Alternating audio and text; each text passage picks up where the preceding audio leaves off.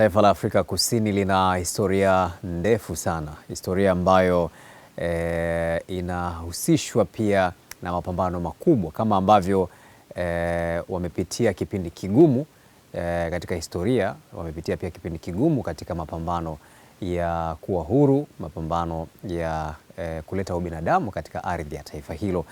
Lakini moja kati ya maswali mengi ambayo yamekuwa yakiulizwa hivi karibuni ni kwamba ubinadamu huu ambao umeupigania kwa miaka mingi umekwenda wapi? Kwa sababu tumeshuhudia wimbi la wazawa wa Afrika Kusini wakiwa wanaona kwamba wageni waliotoka katika mataifa mbalimbali hasa mataifa ya Afrika wamekwenda kuchukua fursa zilizopo katika taifa hilo, hasa fursa za ajira na masuala mengine kama hayo, jambo ambalo limezua maandamano makubwa, vurugu, kupigwa kwa baadhi ya raia wa kigeni na jambo ambalo pia limeleta shinikizo kubwa kwa serikali ya nchi hiyo kuhusu sasa ni kitu gani ambacho wanaweza kukifanya. Jambo hili limeongeza chuki, na moja kati ya vitu ambavyo vinaonyesha chuki hizo wazi wazi ni kwenye michezo ambayo tulitarajia itaunganisha watu, italeta burudani, lakini kwa mfano tumeona mchezo wa kwanza wa Afrika Kusini dhidi ya Mexico, kwenye mitandao ya kijamii Waafrika wengi wakishabikia Mexico na wakionyesha chuki dhidi ya Afrika Kusini. Sasa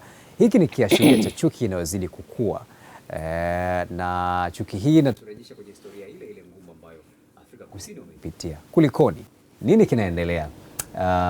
Nini mustakabali wa taifa hili ambalo wamekuwa wa mwisho ama miongoni mwa mataifa ya mwisho kupata uhuru katika bara la Afrika? Tunaye Fortunatus Kasomfi kule nchini Afrika Kusini katika kuangazia mjadala huu, lakini hapa studioni tunaye Dennis Konga ambaye ni mhadhiri wa masuala ya diplomasia. Dennis Konga, karibu sana. Nashukuru sana kuwa hapa. Karibu sana Dennis. Asante sana kwa kweli. Tuanzie hapo kwenye historia. Labda tukumbushe kidogo historia ya Afrika Kusini mpaka kuwa taifa huru, na angalau kwa muhtasari tu. Kwanza sema, unajua watu wengi wanafikiri kwamba nchi ya Afrika ya Kusini ilipata uhuru mwaka 1994. Hapana, ukweli ni kwamba ilipata uhuru mwaka 1912. Lakini tunazungumza habari ya uhuru kwa maana ya utawala sasa kuwa wa watu wengi, kwa maana ya wale watu asili ya pale wa Afrika, ndio ulikuja mwaka 1994. Kwa hiyo tunanasibisha na uhuru, lakini si sawa. Nchi kama nchi ilipata uhuru mwaka 1912, lakini baadaye wazungu wachache, maboers hawa, wakajitangazia serikali na utawala wa kwao, kusema kwamba haya mambo yote yataongozwa na wao wenyewe kama kundi kidogo cha watu wenye nguvu, na baadaye wakaja wakatengeneza ile sera za kikaburu, apartheid, ambazo zilienda mpaka ilipofika mwaka 1994 ndio zikahitimishwa baada ya mzee Nelson Mandela kutoka gerezani, lakini baadaye kuja kushinda uhuru. Sasa tunarudi kwenye historia pia kuona kwamba walisaidiwa, nchi nyingi za Kiafrika zilikuwa zinachukizwa na madhira yaliyotokea kwa watu wa Afrika ya Kusini, lakini haimaanishi kwamba walikuwa wamekaa kimya. Walishiriki kutoa rasilimali za fedha, maeneo na hata wakati mwingine yale ya kisiasa, ili hawa wananchi wengi wa nchi ile ya Afrika Kusini irudi kwenye utawala wa hawa watu wengi ambao ni wa Afrika. Na utagundua mwanzoni mwa misingi ilikuwa inajengwa katika muktadha wa kwamba nchi iwe ni ya watu wote pasipo kujali rangi, kama ambavyo walikuwa mzee Mandela alikuwa anaogopa sana kurudia makosa ambayo walikuwa wamefanywa na watawala waliopita ambao ni makaburu, kwamba tusijali rangi, tuendelee kuijenga nchi ambayo itakuwa iko kitu kimoja kwa mustakabali wa taifa la kwao. Ila haikuwezekana sana. Sababu sasa hivi tunazungumza habari ya mfano vurugu zinazoendelea, xenophobia, watu wakiona kama ni kitu kipya, lakini kabla ya hapo ilikuwepo. Lakini ilikuwa inaonekana ni kati ya rangi, watu weupe na watu weusi. Yaani unajua watu wote hawa sasa walikuwa wanaonekana weupe wanawapinga watu weusi. Lakini baada ya uhuru baada sasa kupata utawala watu wengi wakati 94, ikaonekana kumbe sio, kwa sababu sasa tatizo likaama ikawa ni wale wenyeji, makabila ya wenyeji pale, unazungumza Wazuru, Wachona, wanini walioko pale, hawa wakaanza kuwanyoshea vidole watu wengine. Kwa maana ya kuangalia watu wanaotoka nchi ya Malawi, nchi ya Msumbiji lakini nchi ya Zimbabwe kwamba hawataki kuwa pale, na ikaja kitu kimoja, Kasomvi atanirekebisha, wakasema kuna kitu kinaitwa Buyere Haya, yani kwamba go back home, nendeni kwenu. Tumeshamaliza ile process ambayo tuko nayo, ile jambo tulikuwa tunalifanya tumeshalimaliza, nendeni kwenu. Na kwa nini masuala yanaanza kuja sasa kwamba ni swala la uchumi, kwamba serikali inaanza kushindwa sasa namna ya kuweza kugawanya ile keki ya taifa kwa usawa. Kwa kihistoria kidogo naweza kusema tukakusha. Dennis, ulichokizungumza ni kwamba Afrika Kusini wanakuwa ni wa Afrika Kusini wanakuwa ni watu ambao hawana shukurani. Unaweza ukaweka katika kundi hilo kwamba wamepata msaada kutoka kwa watu ambao wameshirikiana nao, lakini baada ya hapo sasa wanakuja na vitu kama hivi, kwamba wanaona kama ni wahamiaji haramu, wanaona kama ni watu ambao hawastahiki kuishi katika eneo lao, ukizingatia pia wako Afrika Kusini ambao wanafanya kazi katika mataifa mengine barani Afrika na hata nje ya bara Afrika. Kusema moja kwa moja kwamba wanakuwa hawana shukrani, na tutakuwa tunakosea. Ni mambo mawili ambayo naweza nikayaona hapa. La kwanza ni kuto kujua historia tu, na utagundua wengi wanaofanya vurugu hizi ni watu ambao kiukweli ni vijana sana, ni kati hao wanaitwa Gen Z hapa katikati, ambao hawajali kabisa historia. Na kuto kujua au kuipuuza historia ni jambo baya kuliko kawaida, kwa sababu linabeba vitu vingi, linabeba hisia nyingi, linajenga utaifa, linabeba utaifa, ule ni moyo unaweza kusema wa taifa. Kwa hiyo kuto kujua historia ni moja, lakini jambo la pili ambalo lipo ni kwamba ni kweli katika nchi ambazo zina historia ya kuwa na wahamiaji wengi, Afrika Kusini inaongoza. Kwa hiyo kweli ile pressure inakuwa ni kubwa sana kwao. Sasa ni wahamiaji gani? Wahamiaji wako ambao ni halali, ambao wana makaratasi unaweza kusema, wana vibali vya kuishi, wanaweza kufanya mambo mengi kule kihalali kabisa. Lakini pia wapo ambao sio halali, kwa maana ya kwamba hawana makaratasi. Kuna taratibu ambazo zingetakiwa ziweze kufuatwa na hizo hazijafuatwa, ndio maana unakuta imefika kwenye hali hii. Kwa maana ya kwamba kuna msukumo ule, ile pressure kubwa kwenye rasilimali, na watu wengine sasa kwa kuona uchochoro huu wanaamua kutaka kuutumia. Na wakati mwingine inatumika hata sababu za kisiasa. Kuna wakati mwingine wanasiasa wanaingia na kuyageuza hayo kama mtaji wa kisiasa. Lakini kiukweli kusema hawana shukrani, nachelea kusema hivyo. Isipokuwa ni kutokufahamu tu yapi ambayo yanaweza kufanyika, na mifumo ya kiserikali ikashindwa kutoa majibu kwa yale maswali. Sasa utakuja kutuambia, pengine tutakuja kutafakari pamoja kwamba changamoto wanayopitia wanatakiwa kutumia njia gani ili kuweza kuwatatua, kwa sababu ni wazi kweli Afrika Kusini miongoni mwa mataifa ambayo imepokea watu wengi sana kutoka mataifa mengine, na hivyo kumekuwa na ushindani mkubwa sana kwenye swala la ajira. Sasa hawa wazawa wafanyeje ili kulinda ajira zao, kwa sababu hata mataifa mengine pia tumeona yakichukua hatua za kulinda ajira na kazi za wazawa. Hivi karibuni tu Tanzania iliainisha orodha ya biashara ambazo ukiwa mgeni uruhusiwi kuzifanya hapa Tanzania. Kwa hiyo tunaona mataifa pia yanalinda kazi za kwa wakati tunawalaumu, pia tunaangalia pia na upande wa pili kwamba kitu gani ambacho kinaweza kufanyika. Na kuongezea katika hilo gula, kuna wafanya biashara wa China wale tunakumbuka, zaidi ya 4,000 walirudishwa katika nchi yao. Kwa hiyo serikali inafanya mambo gani pia kuhakikisha wazawa kabisa badala ya wazawa wenyewe kujitetea, kujiamulia mambo. Sawa kabisa. Sasa hebu tumsikilize Fortunatus Kasomfi. Kasomfi, kwanza tuambie nini kinaendelea sasa hivi, kwa sababu kulikuwa kuna wimbi likapoa likaibuka tena, lakini tumesikia taarifa kwamba kuna maandamano makubwa yamepangwa kufanyika tarehe 30 mwezi huu. Hali ikoje huko? Asante sana, asante pia watazamaji. Kwa ujumla ni kwamba mpaka hivi sasa hali inavyokwenda na jinsi inavyoonekana ni kana kwamba watu wengi ambao wanasema kunguru mwoga kuepusha mbawa zake. Watu wengi kwa wiki iliyopita takribani Wizara ya Mambo ya Ndani inasema kwamba takribani raia wasiokuwa na vibali wapatao 2,745 wamerejea nchi zao tofauti kama vile Ghana, Nigeria, Zimbabwe, Msumbiji, Malawi. Hawa wameenda huko. Na haya alieleza waziri wa mambo ya ndani Rion Stoiber kwamba watu hao waliamua kuondoka, na kuna hata nchi kama vile Malawi ilitoa basi zipatazo 8, pia Afrika Kusini ikaongezea basi nyingine 10 zoezi liweze kufanyika kwa haraka na watu hao waweze kuondoka ili kuweza kurejea katika nchi zao husika. Sasa kinachoonekana mpaka hivi sasa, sehemu nyingi kumepoa, hofu imetanda, naweza nikasema hivyo. Sasa kutokana na hii hali, kuna mtikisiko wa kiaina hapa kiuchumi wa namna fulani, na pia kuna shughuli zingine, kwa mfano za usafirishaji.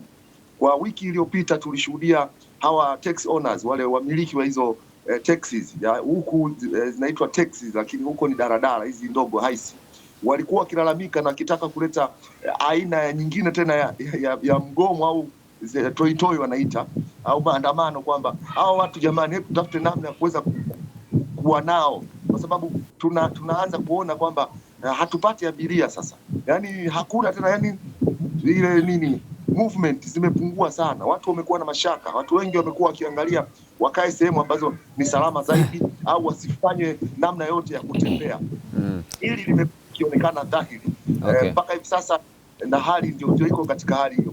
Kwa ujumla ni kwamba hali haijakaa vizuri sana. Wamalawi wapatao 560 wameondoka, wakiwepo watoto 200. Hii ameeleza kansela wa Malawi General Max Bui kwamba hawa watu walirejea Malawi huko Machingo, maeneo mengine kama Blantyre na maeneo mengine huko Malawi. Vipi kuhusu wa Tanzania? Kwa sababu unajua wewe umekuwa mwandishi wa habari, umekuwa ukifuatilia, lakini umekuwa ukifanya kazi kwa karibu na ubalozi wetu hapo Pretoria. Kuna Watanzania wote ambao labda wamekumbwa na hali kama hiyo, na wewe mwenyewe binafsi kuna muda unajihisi kwamba hauko salama ukiwa katika shughuli zako? Mimi kwa ujumla naangalia, nachukua tahadhari tu, kwa sababu ukiangalia sasa hivi kimtindo, maandamano yanayoendelea au ambayo wanayazungumza kwa hivi sasa, kumekuwa tu na hizo social media, ujumbe zinatumwa katika mitandao ya kijamii, na maandamano yani ni namna tu ya maongezi hapa na pale. Kwa hiyo mtu unaangalia ni sehemu gani uweze kwenda, sehemu gani uweze kutokwenda. Kuna maeneo ambayo si salama zaidi, unajua kwamba huko sio sehemu ya mimi kuweza kufika katika kufanya shughuli zangu, au katika kuweza kuangalia namna gani kitu gani kifanyike. Kwa Watanzania kuna wengine ambao tayari kwa hiari yao, wengine walishaanza kuondoka, sio wengi kihivyo, lakini wale ambao walikuwa wakiwa na mashaka na wasiwasi waliondoka, na wengine wapo bado wanasubiri, wanaangalia kitakachoendelea. Na mchana huu wa leo Mheshimiwa Balozi James Gilawa Bwana atakuwa na mkutano na viongozi wa Tanzania majira ya saa 7 mchana hivi, kuweza kuzungumza namna gani Watanzania waweze kukaa katika hali ya tahadhari na kwa umakini. Na kwa wale ambao hawana vibali, naweza nikasema kwamba mara kadhaa Mheshimiwa Balozi tangu mikutano yake mingi na Watanzania alikuwa akisisitiza kwamba ndugu zangu, tujitahidi tupate vibali, tujitahidi tupate vibali, kwa sababu hawa jamaa tusipokuwa na vibali, yani hata kabla hakujawa na hizi chokochoko, tayari Mheshimiwa alikuwa akitoa tahadhari na kuweza kutoa funzo na fundisho kwamba ni vyema tunapokuwa katika nchi za watu tupate sheria na za nchi husika. Umesema kwamba kuna baadhi ya maeneo wewe mwenyewe unachukua tahadhari ambazo unaona kwamba sio salama. Sasa tunafahamu kwamba inawezekana hivi tunavyozungumza kuna baadhi ya Watanzania huko nyumbani wanatamani wamepanga safari za kuja South Africa, labda kikazi, kimasomo au vyovyote vile. Hebu tuainishie angalau baadhi ya mitaa ambayo ama baadhi ya sehemu ambazo ungewashauri wanaokuja Afrika Kusini wawe makini sana wanapokuwa katika maeneo hayo. Maeneo mengi hata wanaoishi wenye nchi wenyewe huwa hawafiki kwenye hizo squatter. Unajua wale raia ambao wengi wameguswa na hizi kadhia wamesogea zaidi kufika maeneo ambayo yale maeneo sio rasmi, unajua hizo squatter camps unaona, ambazo ziko pembeni kidogo ya mji. Lakini mjini hivi sasa naweza nikakwambia kwamba juzi tu hapa nimepokea wageni walifika vizuri, wakatembea na wameondoka jana. Unaona, wengine walikuwa wiki iliyopita safi, hata wengine walikuwa wanajiuliza mbona vitu tunavyoviona ni tofauti na kitu ambacho kinazungumza kinaonekana katika mitandao.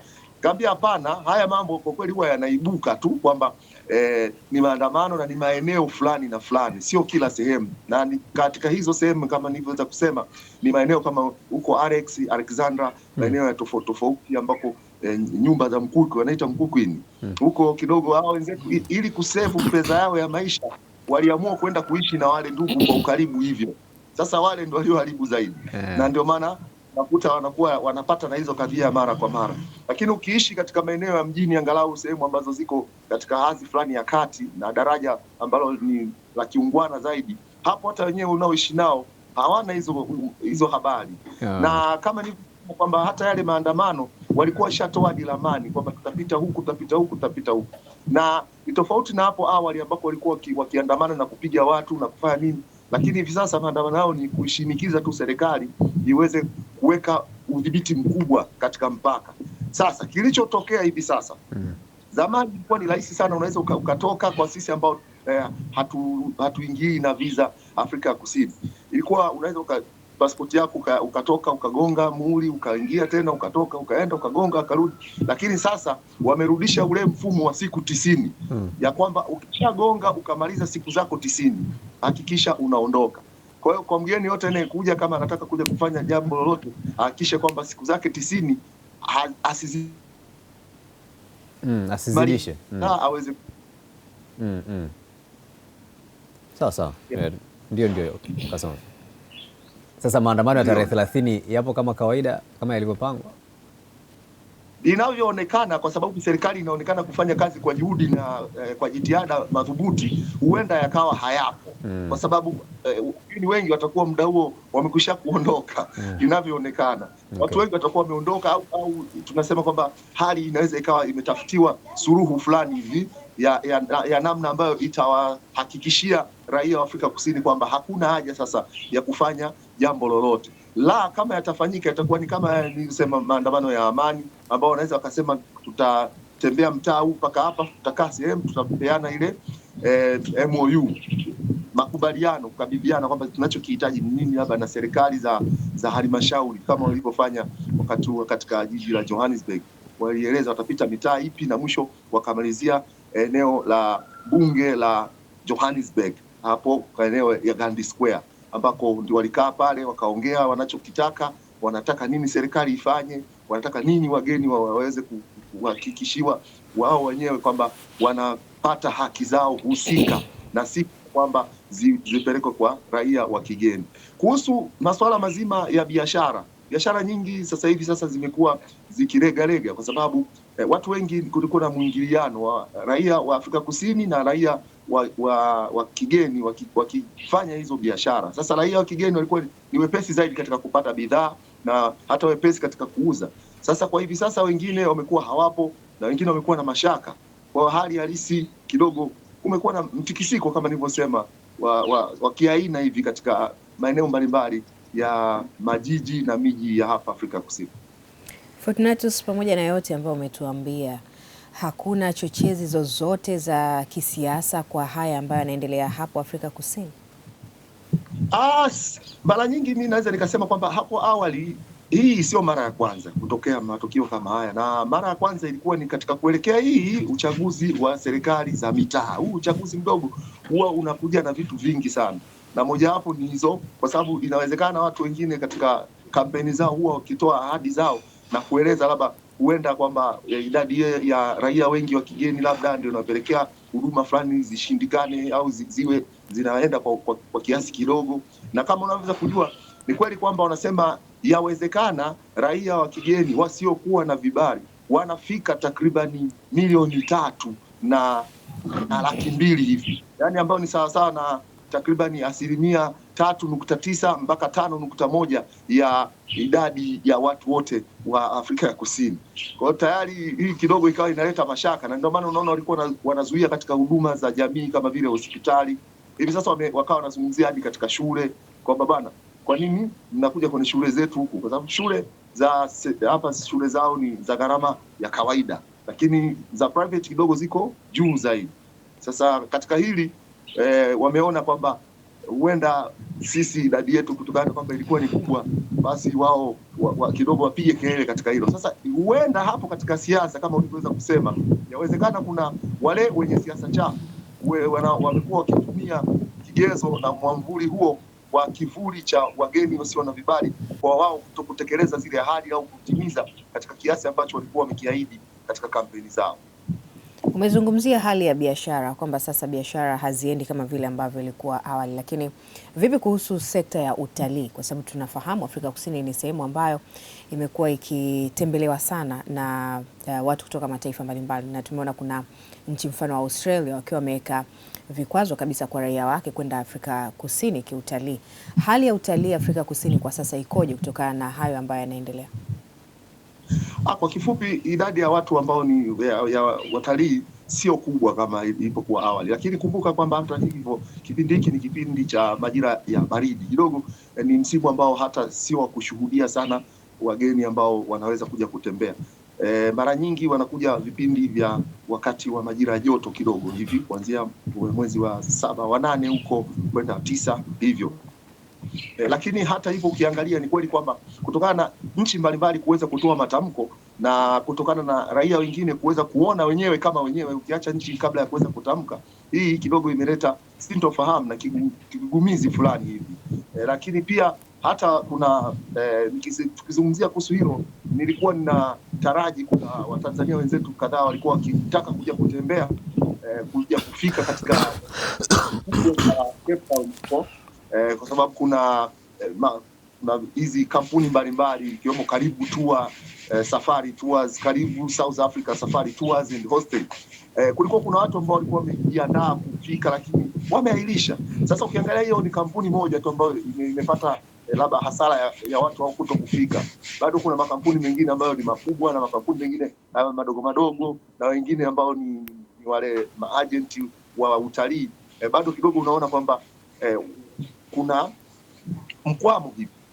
Kwa ujumla si kwamba inaenda vizuri. Sekta ya utalii nao pia imeguswa kwa namna moja. Sasa Fortunatus, tukirejea hapa studio, Dennis, kuna usemi wa mgeni njoo mwenyeji apone. Usemi huu umeshindikana kutumika pale South Africa. Imekuwa ni kinyume chake. Mgeni amefika, mwenyeji kakataa kupona. Hapana, usemi huo upo na Kasomvi amezungumza vizuri sana. Kwenye yale maeneo tunazita hizi Bantustan, yale maeneo ya watu ya asili ambayo kikweli makazi yao sio mazuri, wako kwenye shaka, wako kwenye mabati. Unaweza kusema maneno kama haya, kuna kitu kinaitwa majengo, kunaitwa mabatini, uko Mashenzini, ndiko ambako kunatoa nafuu sana ya watu kuweza kupata makazi kwa bei rahisi, kwa maana hata kuweza kupata vyumba. Na ndio huko sasa pressure inaanza kuwa kubwa, kwa maana ya hawa watu wanaanza kuona hawa watu wako wengi sana kuliko sisi, kwa hiyo wanasema labda hawa ndio tatizo.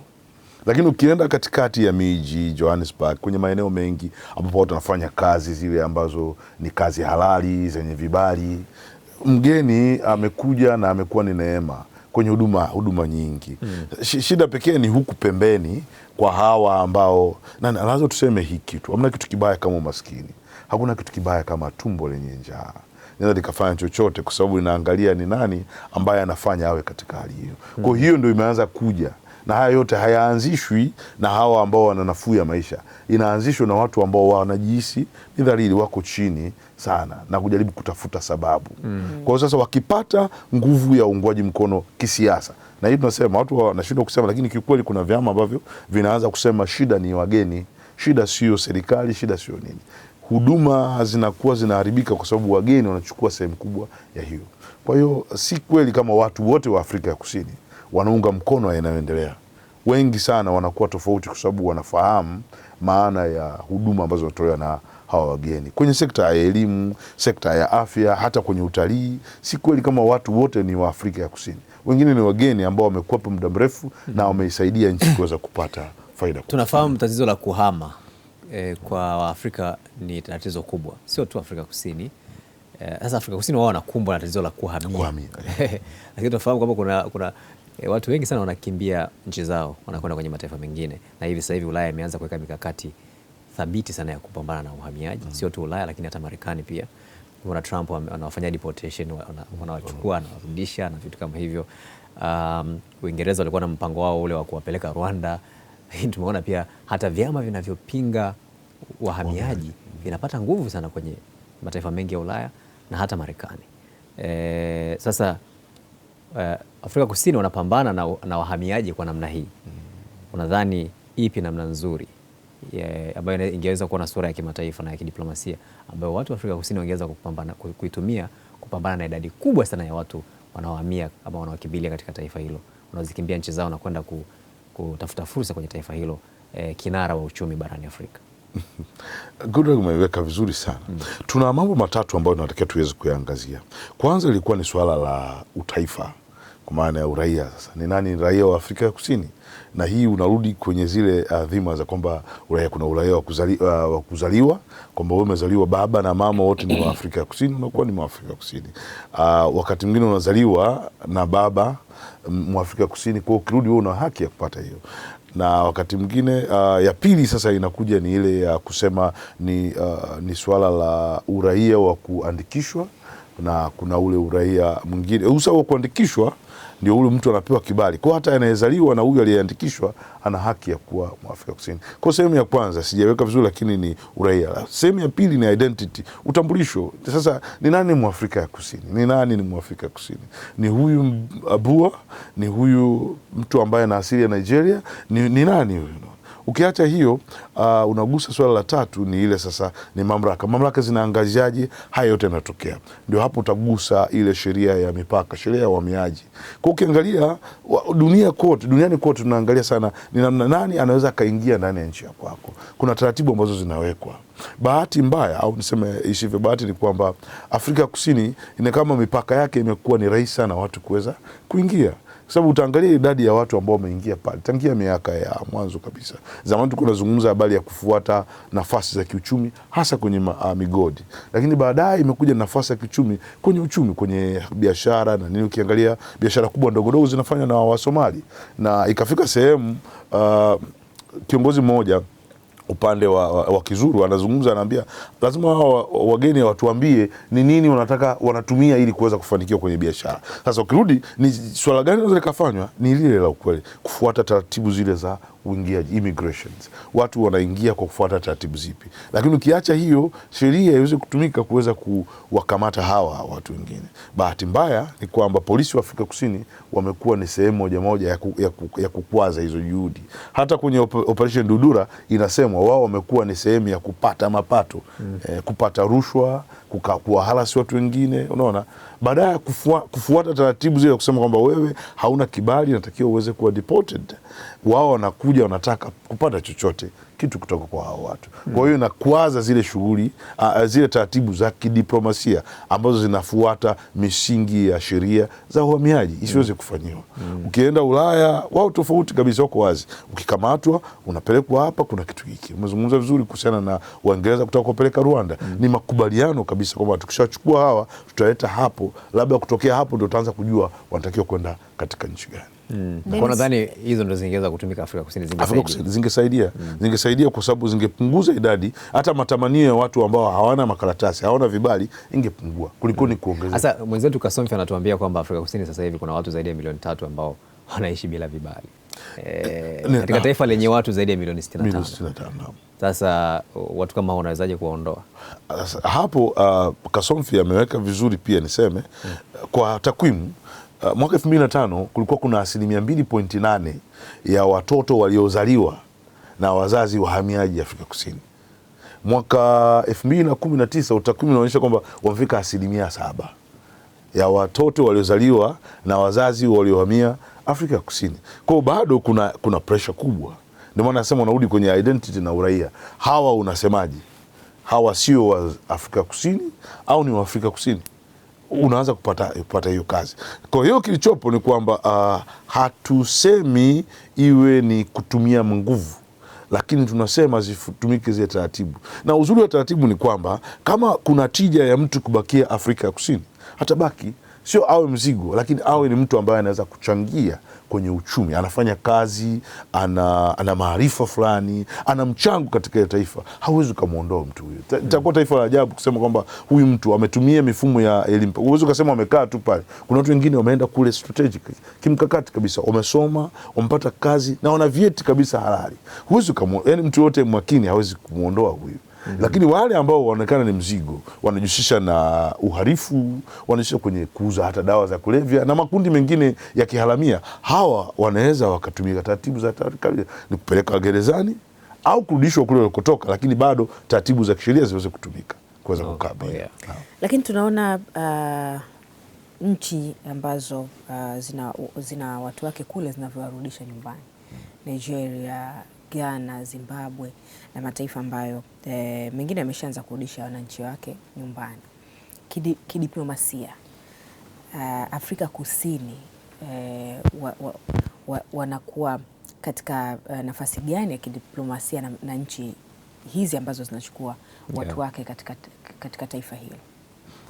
Tutarudi kule kuna kitu kinaitwa siasa. Sasa siasa ndio mara nyingi inaongoza vitu vingi, inaongoza hata diplomasia, inaongoza hata uchumi. Mimi naamini hata mataifa ambayo yanarudisha watu wao ni wale watu ambao wanakuwa wako tayari kurudi nyumbani. Si kwamba nchi ya Ghana, nchi ya Nigeria inaenda nasema twende nikurudishe nyumbani. Ni maana watu wanakuwa wameshajiandika, wanatengeneza taratibu, wale ambao wanataka kurudi nyumbani waweze kufuata taratibu hizi, alafu turudishwa nyumbani. Kwa kidiplomasia haikai vizuri kwa sababu kuna mashaka, kuna shuku nyingi kuonyesha kwamba kama nyinyi hamtaki watu wa kwetu, na hii inakuja sasa, inarudi sasa kwenye hizo nchi. Wa Nigeria wanaanza kuboycott, wa Ghana wanaanza kuboycott kununua bidhaa ambazo zina asili ya Afrika ya Kusini. Kwa ile athari kiuchumi unaanza kuiona sasa inakuja pia kimataifa kwenye masuala ya kiuchumi. Nakumbuka MTN huduma zao zimesusiwa kule na Ghana.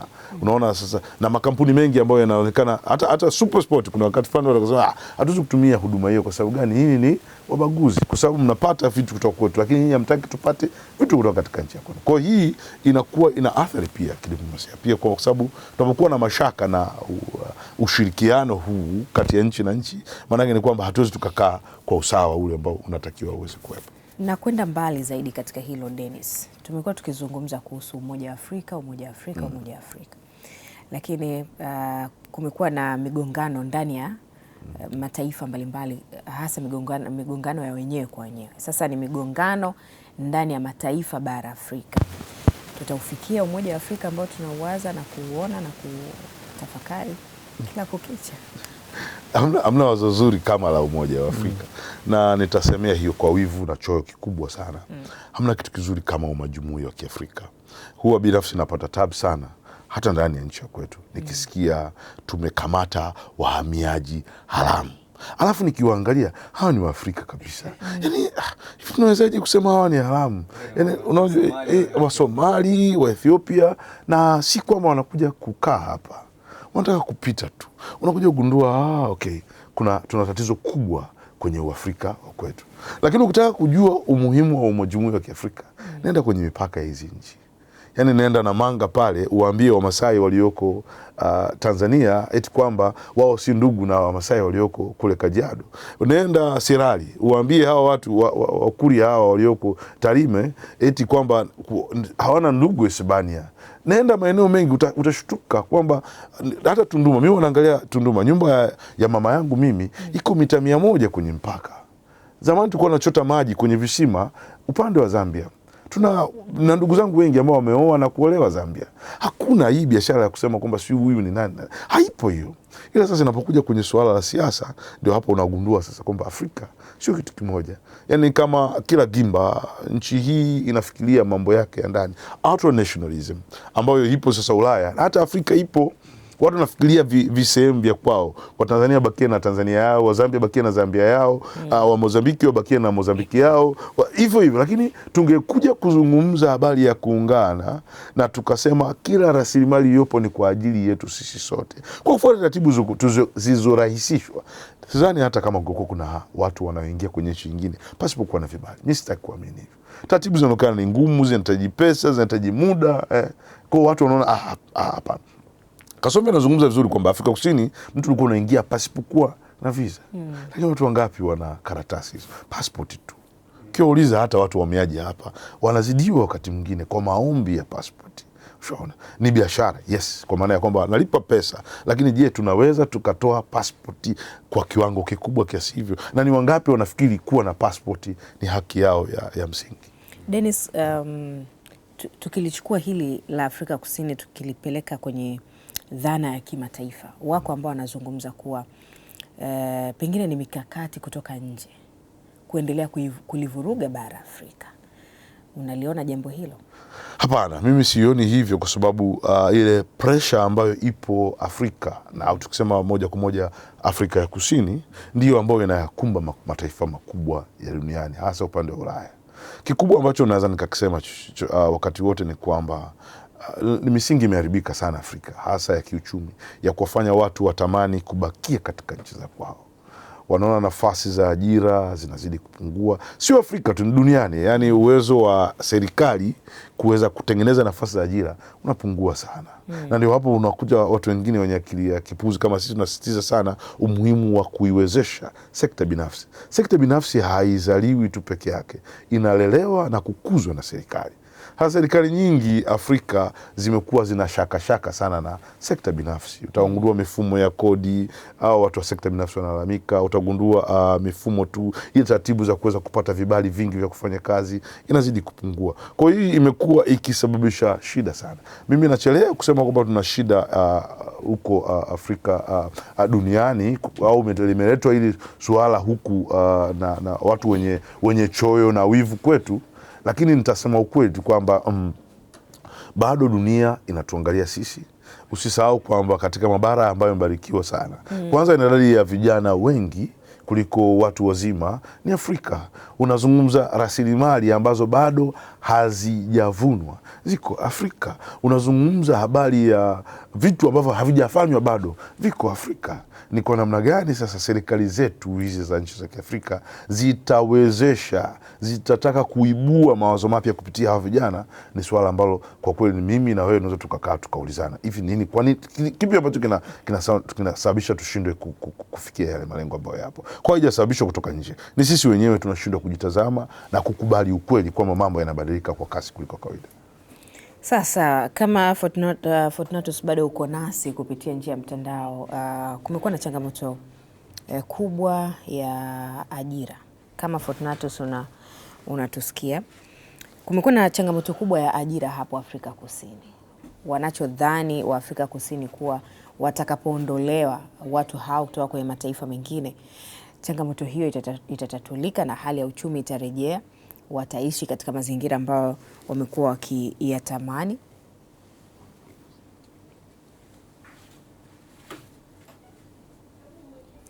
Bila shaka Fortunatus hayupo, hajakaa.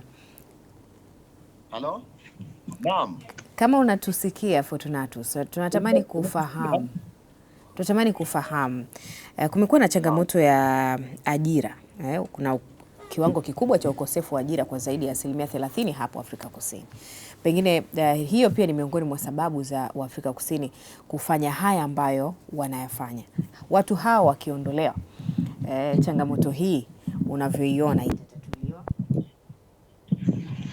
Sidhani kwamba ni jambo ambalo litakuwa limepata suluhisho na moja kwa moja wakapata hizo ajira, kwa sababu swala zima la ajira na maendeleo ni jambo mtambuka lenye kuchukua muda kuweza kufikia malengo, kwa sababu kitu cha kwanza kabisa ambacho natakiwa uweze kuelewa ni kwamba katika kuhakikisha kwamba kila kitu kinaenda sawa sawia, watu lazima wapate elimu ya kutosha yenye ujuzi wa kuweza kuendesha au kuhusika katika hizo kazi ambazo wanalalamika kwamba zimekuwa zikipotea kila siku. Lakini pia nimesikiliza hapo mwenzangu hapo katika studio amezungumza kuhusiana na masuala mazima ya sekta binafsi.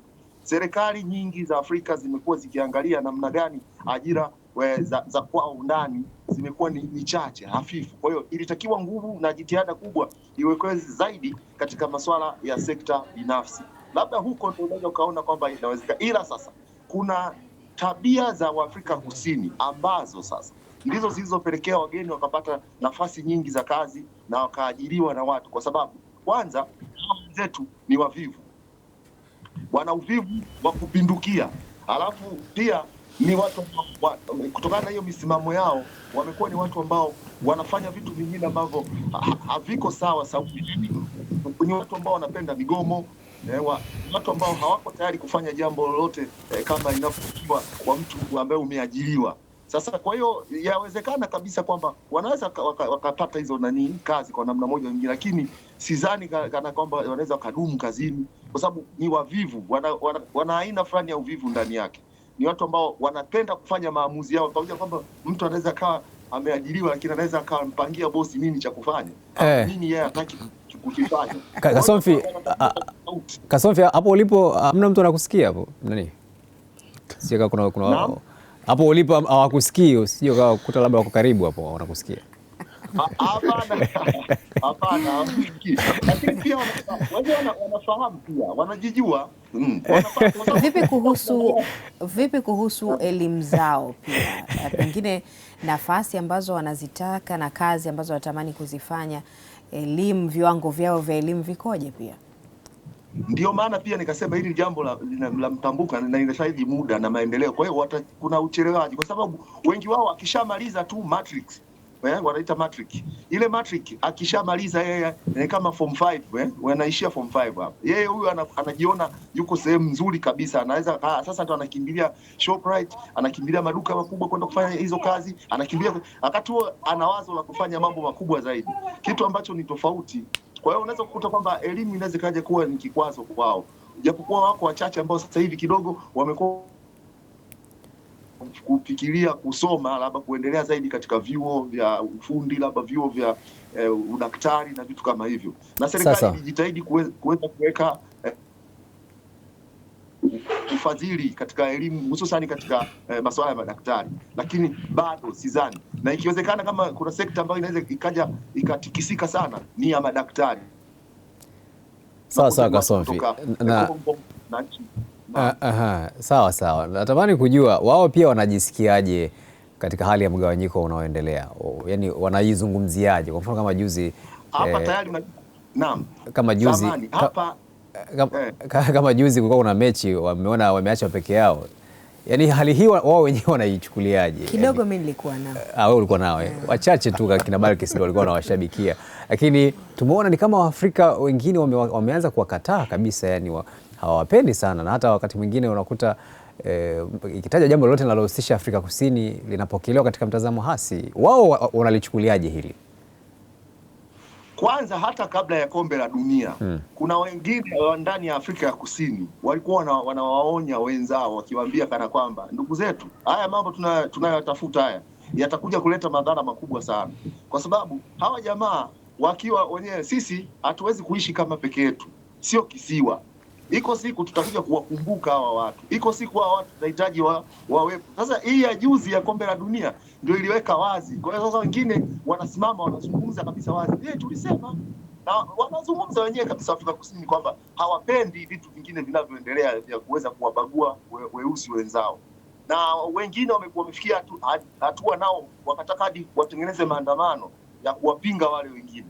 Sasa kwa hiyo kunakuwa na maandamano mawili, yaani haya ya kupinga wazao, alafu na mengine ya kupinga wanaopinga wazao. Na tayari kuna makundi yameshaanza kuundwa, yanafikiria kuweza kutengeneza mfumo na muundo. Kuna wanawake wengine nao pia walikuwa wanalalamika kwamba sasa nyie mnataka hawa watu waondoke, watoto hawa mtatunza nyie wenyewe, watoto wenu mnawaacha mtaani, alafu mnawafukuza bwana zetu ambao wanafukuza watoto, alafu wanawaacha wajomba zao, wapwa zao bila baba. Katika wenu mmewaacha huko wanazurura mtaani, mnatuondolea mume wanaojali wanawake. Kwa hiyo tayari kumeshaanza kuwa na maneno mengi sana muda. Kwa hiyo kuna mgawanyiko ambao umetengenezwa, lakini wengi unadhani ni ukijaribu kuassess mtazamo wa watu wa Afrika Kusini, wengi kati ya wanaopinga wazawa na wanaopinga kinachoendelea, kwa maana ya wanakubaliana na kwamba Afrika Kusini ni taifa huru, linaweza kutoa fursa kwa Afrika wenzao kutafuta maisha na vitu kama hivyo, ni kundi lipi ambalo lina nguvu zaidi kati ya makundi hayo mawili uliyoyataja? Hapa sasa tukitumia nguvu ya kuweza kutumia nguvu, labda tuseme vurugu, yani wenye vurugu, yani sijui tutumie neno gani, yani watu ambao busara ndogo ndio labda unaweza kusema sababu nguvu yao ni kwamba wao wanatumia tu vurugu na kutembea barabarani kuleta forcing na vitu kama hivyo, kuweka shinikizo kubwa, ndio hao unawaona. Lakini asilimia kubwa ni watu wako kawaida na hawakubaliani kabisa na hilo, ila sasa ni watu ambao wanaungwana, wana ule busara, yani hawawezi kufanya vitu ambavyo wanavifanya hawa wengine, na ndio maana unaona hao wengine wanaonekana kama wana nguvu kuzidi hao, lakini kiujumla ni kwamba wenye busara na hekima siku zote idadi yao ni kubwa zaidi. Lakini sasa ni watu ambao wako na yani wana staha. Mtu ana staha fulani, hawezi kwenda kufanya jambo kuliweka hivyo lakini wengi wao hata ukiingia kwenye, nimekuwa nikipanda kwenye Gautrain labda kwenye mabasi haya, wakati mwingine unasikia anavyoongea, wengi hawakubaliani. Lakini sasa tuko busy, unakuta wanaingia kazini, mtu anaingia kwenye mambo yake, kwa hiyo hana ule muda wa kuweza kubishana mtandaoni au kuanzisha hiyo grupu ya kusema hebu tupambane na hawa. Wewe mwenyewe binafsi Kasomfi, umeishi Afrika Kusini zaidi ya miaka 20, nafikiri miaka 25 sasa. Umepata watoto hapo. Sina hakika kama mama ulitoka naye Tanzania ama umemkuta huko kwa Afrika Kusini. Sasa kwa mfano wewe unafikiria nini kama Mtanzania kwa kinachoendelea? Umeshafikiria hasa ni muda wa kurudi nyumbani? Lakini sio wewe tu, najua mna jumuiya yenu ya Watanzania ambao mko hapa Afrika Kusini. Mnawaza nini sasa hivi? Kitu gani ambacho mnakifikiria sasa hivi, ama kwa Watanzania bado hamjaguswa na kinachoendelea? Kwa kifupi, kwa mimi binafsi yangu naweza nikasema nilikuwa na mawazo muda mrefu kidogo wa kuweza kurejea. Nafikiri hapo itabidi nitafutie hata kuja kupiga deki hapo. Kwa hiyo hilo wazo tulikuwa tunalo, na hata hii jumuiya TACOSA tunaita Tanzania Community in South Africa, katika mikutano yao mara nyingi tumekuwa tukiangalia namna gani tunaweza tukarejea nyumbani, sio katika group kwa pamoja, kuangalia kwanza tuwekeza labda tulete elimu ya kitu tulichojifunza huku kama kilimo, ufugaji na nini. Kuna watu wengine wazuri sana wapo hapa, na wengine wamekuwa katika ajira hizo, wana elimu kubwa sana ya kuweza kusaidia. Kwa hiyo tulikuwa tunafikiria mpango, na nakumbuka Mheshimiwa Sylvester Mbokile aliwahi kuniunganisha na meya wa jiji la Dodoma, Mheshimiwa Mwamfupe, nikazungumza naye kuhusiana na Watanzania walioko Afrika Kusini kuweza kupata viwanja labda katika njia ambazo zinatumika huko nyumbani, na wengi wamekuwa wako tayari, walipenda sana hiyo project, na nadhani ni mradi ambao tunaweza tukausimamia zaidi ili kusudi Watanzania waweze kuanza kuwekeza mapema nyumbani. Kwa sababu sote tunasema ukienda mashariki, magharibi, kusini, kote huko hakika nyumbani ndio kwenyewe basi. Lakini wewe pia si umeshaweka mizizi hapo Afrika Kusini? Si kuna familia yako hapo, kuna watoto. Sasa sijajua mama ulitoka naye Tanzania ama ulianzisha familia na mama ambaye ulimpata hapo Afrika Kusini? Ni Mtanzania. Lakini si wapo siseme vibaya, tangu nafika sikuwa na hali ya kuweza kutaka kuwa na mahusiano nao, yani kufikiria hata siku moja kusema naweza na kuna wakati ni lazima nieleze ukweli. Wakati nakuwa ni na binti mmoja, naweza nikamtaja hapa kwa sababu anaitwa Nomusa Hosi. Huyu binti aliwahi kuniambia kitu kimoja kikubwa sana, na ndio maana namheshimu mpaka leo hii, kwa sababu aliniambia kuna mikutano mingi inaendelea ndani ya haya vitongoji. Yeye anatoka Soweto, Diproof. Mwaka 98 ile hapo akaniambia, bwana, mikutano yote ya kina mama kule anachozungumza ni kwamba mtoto hatoki South Africa, na huyo bwana shughuli yake ikiisha lazima aondoke. Kwa hiyo kuna katika mkakati fulani kalikuwepo muda mrefu, umeona, lakini ni vitu ambavyo vilikuwa vinatokota chini chini. Kwa hiyo unakuta ni vitu ambavyo alinipa kitu fulani mapema, ukiona kwamba niwe mkini. Lakini sio hivyo tu, tumeshuhudia mikasa mingi, na nadhani nilikuwa nimeongea na Bi Sophie, kuna hadithi 2-3 tutatengeneza tuwaonyeshe. Kuna watu hapo wengine nadhani siku moja nitajaribu kumshawishi afike hapo uweze kuongea naye. Aliondolewa usiku na watoto na mke, kwamba ondoka, rudi kwenu, Mtanzania. Baada ya kuona jamaa amejenga nyumba, amemaliza, mambo yako fresh, akamwambia bwana, kazi yako umemaliza, watoto hapo hapa, wewe nenda. Kwa hiyo yani mwanamke akamfukuza mwanaume wake, sio? Yes. Ambaye ni Mtanzania. Yes. Kwa hayo ambayo yanaendelea huko Fortunatus, tunafahamu Afrika Kusini ni taifa ambalo limejiweka vizuri sana kiuchumi. Mambo haya yanakuja na kuondoka. Hali ikiwa hivyo kwa miaka kadhaa ijayo, hali ya uchumi na maendeleo ya Afrika Kusini unaiona wapi? Mimi safari yangu ya kwanza nilipita katika jiji la Harare, Zimbabwe. Ilikuwa ni yani safi, yani vizuri kabisa. Lakini baada ya hapo nikaja nikapita tena, hali inazidi kuporomoka. Baadaye mzee aliposema kuhusiana na ile vurugu za kuwatoa wale settlers wakulima na nini, hali ya Zimbabwe ikaja kuwa mbaya sana. Yani hivyo sasa, ukiangalia Afrika Kusini ambayo tulikuta wakati ule au mzee Nelson Mandela aliacha hii na hii ya sasa, na hii situation ambayo wanatuletea hivi sasa, nikiangalia si miaka mingi sana tunaweza tukaisikia ndio kama zile zilizokuwa katika historia. Miaka hii wanasema kulikuwa kuna empire za kina Sundiata Keita, wakina Nandi zinavyodondoka, na mashaka makubwa kama hakutakuwa na uangalizi yakinifu, hata hivyo viwanda vyao vinaweza kuja kuwa magofu, kwa sababu huwezi ukazalisha kitu unapeleka wapi? Angalia sasa hivi hata uzalishaji wa magari umepungua baada ya Donald Trump kukataa na kuongezea tozo kubwa la uingizaji wa magari pale Marekani. Sasa unakuta soko likifunga huku, likifunga kule na huku, na hizi vurugu unazoziona kama hivyo, makampuni mengine ya Afrika Kusini yanazuiliwa katika nchi zinginezo za Afrika, watapeleka bidhaa zao. Kwa mwisho wa siku itakuwa ni kwamba mnazo ndio hizo rasilimali na vitu mnavyo, lakini wapi mnavipeleka? Sasa mwisho wa siku ndololo. Dennis, nimemsikia Fortunatus akigusia vitu vingi kutokana na yanayoendelea pale. Nini ambacho serikali ya Afrika Kusini inatakiwa kukifanya angalau mambo yakae sawa kwa wananchi, lakini pia na kwa nchi, kwa sababu serikali ndio ambayo inasimamia nchi? Jambo la kwanza ni kurudi kwenye taratibu zile ambazo zimeweka kisheria kabisa, kuanzia kwenye katiba, kwenye zile sheria za nchi ya kwao, sheria za kazi, sheria za kiuchumi, nasema kwa ujumla wake, kwamba nani anafanya kazi wapi na nini, sheria za kodi ziweze kuangazia. Hili ni jambo la muhimu sana, ambalo sasa hili linapelekea kwenye jambo la pili ambalo ni siasa. Wananchi hawa hawafanyi tu haya kutoka hewani, lazima kuna sehemu ya wanapoanzia. Tukianza kuonyoshea vidole, kwa mfano hawa wageni ndani ya nchi zetu, tunaharibu vitu vingi sana. Lakini tuonyoshee vidole wageni kama ni kweli wanahusika kwenye yale ambayo yapo.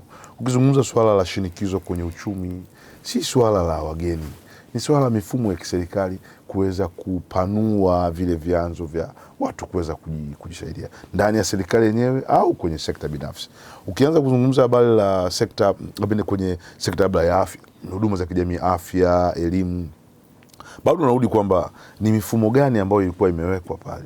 Kama tatizo lilikuwa ni kwamba wanaruhusu kila mtu aweze kuingia kwenye shule, watengeneze taratibu ambayo itakuwa inaonesha kabisa kwamba watu fulani wanaweza wakaingia kwenye maeneo fulani. Kwa zile taratibu zikifuatwa, na mimi nitafanya hivyo. Lakini jambo lingine kubwa zaidi ni kuweza kusemea na kukemea yale ambayo yanafanywa na wananchi wa Afrika Kusini, na kuambia nchi marafiki, nchi hizi ambazo zinaizunguka Afrika Kusini au nchi za Kiafrika ambazo zimeathiriwa kwa sehemu kubwa, watu wake wameathiriwa kwa sehemu kubwa, na endelea kwamba ni namna gani wao wanafanya, kwa sababu sio kwamba serikali inakaa kimya tu, lazima uoneshe kwamba kuna kitu kinafanyika ili kuletea utangamano ndani ya nchi.